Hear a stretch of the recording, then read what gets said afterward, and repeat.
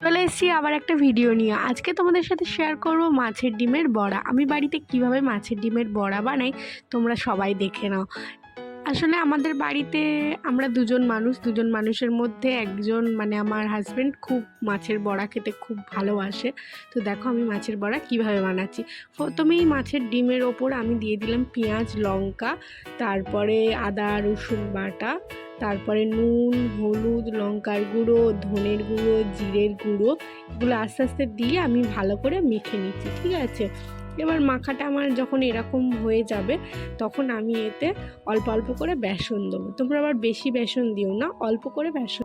তো আমার মাখা এবার কমপ্লিট। তো আমি সর্ষের তেলে এটাকে ভাজি। মাছের ডিমের বড়া সবসময় তোমরা সর্ষের তেলে ভাজবে, তাহলে বেশি টেস্ট হবে। দেখো একটা একটা করে দিয়ে দিচ্ছি। তো আমার ভাজা প্রায় কমপ্লিটের দিকে। দেখো আমি একটা একে উল্টে পাল্টে করে ভেজে নিচ্ছি, ঠিক আছে, লাল লাল করে। তোমরাও এইভাবে ভেজে নিও গরম গরম। তো মাছের বড়াগুলো এখন তুলে নিচ্ছি প্লেটে। তোমরা গরম ভাতের সাথে সার্ভিং করো। কেমন লাগলো রেসিপিটা অবশ্যই জানিও। টাটা, আবার আসবো অন্য ভিডিও নিয়ে।